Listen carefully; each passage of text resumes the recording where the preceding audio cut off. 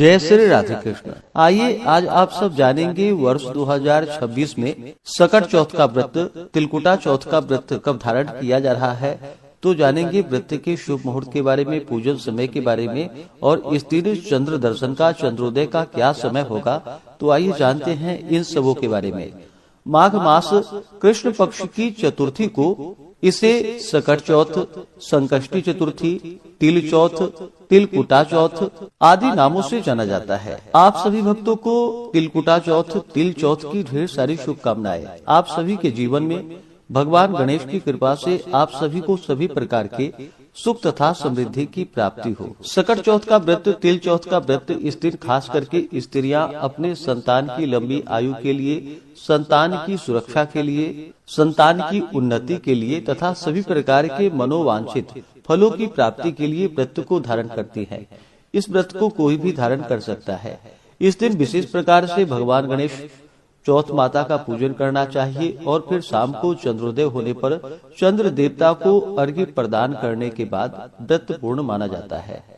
यह सभी प्रकार संकट नाशिनी व्रत है। माघ मास कृष्ण पक्ष की चतुर्थी तिथि प्रारंभ समय जो कि 6 जनवरी 2026 दिन मंगलवार सुबह 8:04 और चतुर्थी तिथि की जो समाप्ति है वह 7 जनवरी 2026 दिन बुधवार सुबह 6:53 पे चतुर्थी तिथि की समाप्ति है।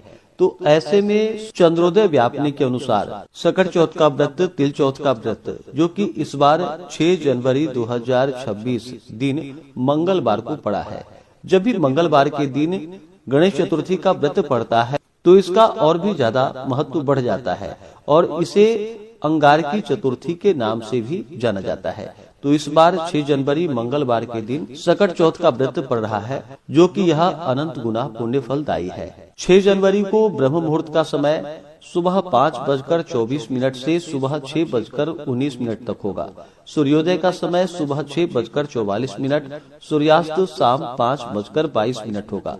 राहु काल का समय दोपहर 2:43 से शाम 4:03 तक होगा। राहु काल समय के दौरान कोई भी शुभ कार्य या नया कार्य नहीं करना चाहिए, इस बात का ध्यान रखें। प्रातः काल पूजा का शुभ मुहूर्त सुबह 5:52 से सुबह 7:04 तक होगा। शाम को पूजा का शुभ मुहूर्त शाम 5:35 से शाम 6:57 तक होगा। 6 जनवरी को चंद्रोदय का समय, चंद्र दर्शन का जो समय होगा वह समय रात्रि 8:35 होगा। इस दिन पूरे विधि विधान के साथ जो कि दिन भर उपवास रहते हुए व्रत को धारण करना चाहिए, इसे निर्जला धारण करना चाहिए। जो उपवास नहीं रह पाते हैं, जिनका स्वास्थ्य सही ना हो, तो आप एक समय फलाहार ग्रहण करके व्रत को धारण करें।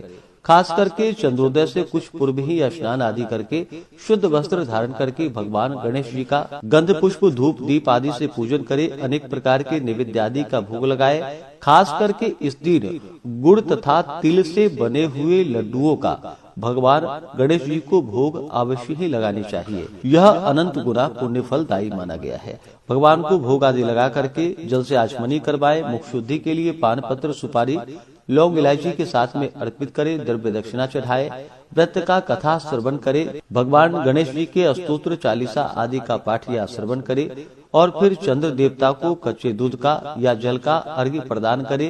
गंध पुष्प, धूप, दीप आदि से पूजन करे। चंद्र देवता से प्रार्थना करे कि यह व्रत मेरा पूर्ण हो और हमें पुण्य फलों की प्राप्ति हो। इससे भगवान गणेश जी, चौथ माता का विशेष कृपा प्राप्त होता है। तो आशा करता हूँ कि यह जानकारी आपको अच्छा लगा हो।